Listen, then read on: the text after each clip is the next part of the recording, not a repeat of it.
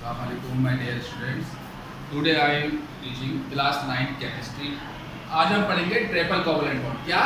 Triple covalent. ये आपके assessment में ये क्वेश्चन आएगा. आपको याद करने में थोड़ी आसानी हो जाएगी, समझ लेंगे. डेफिनेशन क्या है ट्रिपल कोवलेंट बॉन्ड की? Triple covalent bond are formed by the sharing of 3 pair of electron. यानी कि 3 इलेक्ट्रॉन की शेयरिंग होगी between two atoms is called triple covalent bond. अब आए इसकी हम इलेक्ट्रॉनिक कॉन्फ़िगरेशन करते हैं. नाइट्रोजन का एटॉमिक नंबर क्या है? 7. Atomic mass 15. ठीक है, 7 इलेक्ट्रॉन होते हैं इसमें. तो आए इसके हम डायग्राम बनाते हैं. पहले इलेक्ट्रॉनिक कॉन्फ़िगरेशन लिखते हैं इसकी हम. ठीक है, स्टार्ट करें. इसकी हम डायग्राम बनाते हैं. ये इलेक्ट्रॉनिक कॉन्फ़िगरेशन लिखते हैं. 7 इलेक्ट्रॉन्स हैं. तो पहले शेल में कितने आएंगे? 2 इलेक्ट्रॉन्स. क्या आएगा ऊपर? 2. सही है. फर्स्ट शेल में 2 इलेक्ट्रॉन आए और उसके बाद 2 में से 7 माइनस हुए, कितने बचे? 5 इलेक्ट्रॉन. तो सेकंड शेल में कितने आएंगे? 5 इलेक्ट्रॉन आ जाएंगे. 2s में ज्यादा से ज्यादा 2 आते हैं. बाकी किस में आ जाएंगे? p शेल में. p शेल में कितने आ जाएंगे? 3. 3 और 2 5 इलेक्ट्रॉन हो गए इसके सेकंड शेल में. सेकंड शेल में 5 इलेक्ट्रॉन हो गए. फर्स्ट शेल में तो 7 इलेक्ट्रॉन पूरे हो गए. अब इसका हम बनाते हैं क्या? न्यूक्लियस. इसकी डायग्राम बनाते हैं. पहले इसको हम क्लोज करते हैं. इसका ये न्यूक्लियस है. किसका? नाइट्रोजन का. न्यूक्लियस में प्रोटॉन और न्यूट्रॉन होते हैं. इसके फर्स्ट शेल में कितने इलेक्ट्रॉन आएंगे? कितने आएंगे? 2. Very good.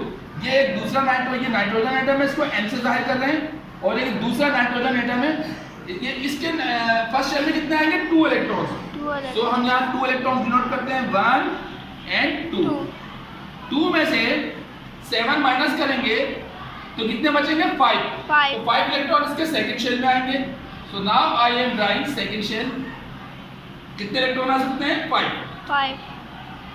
1 2 3 4 and 5. अब आते हैं दूसरा नाइट्रोजन एटम भी है इसके साथ. तो ये इसका न्यूक्लियस है. ये इसका फर्स्ट शेल है. ठीक है, इसके फर्स्ट शेल में इसी तरह से कितने आएंगे?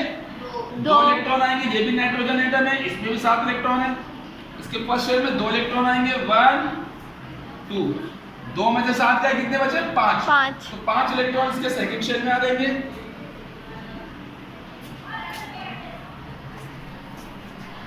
इसके 5 इलेक्ट्रॉन इसके सेकंड शेल में आएंगे.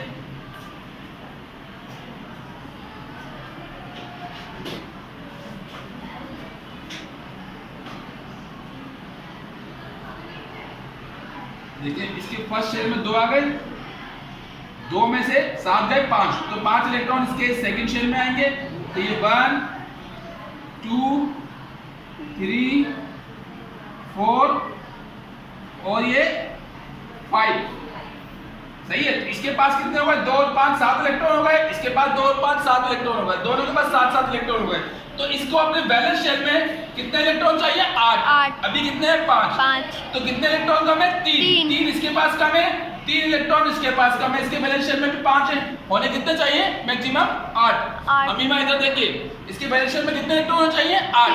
अभी कितने हैं? 5. तो 8 में से 5 गए. कितने इलेक्ट्रॉन कम है इसके पास? 3 इसके पास कम है और 3 इसके पास कम है. तो क्या होगा? ये 3 इलेक्ट्रॉन जो है ये वाले, ये निकल के ऐसे आके इसके पास आ जाएंगे कुछ देर के लिए. तो इसके बाद 8 पूरे हो जाएंगे ना.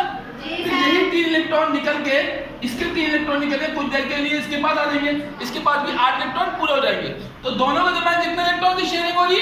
3 इलेक्ट्रॉन की. तो इनके दरमियान कौन सा कोवलेंट बॉन्ड बन रहा है?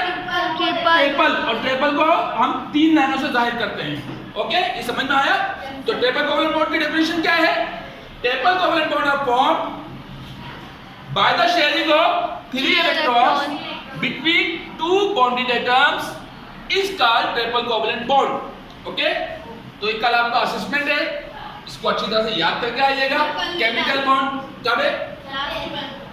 हाँ, केमिकल बॉन्ड की डेफिनेशन. केमिकल बॉन्ड की 3 टाइप.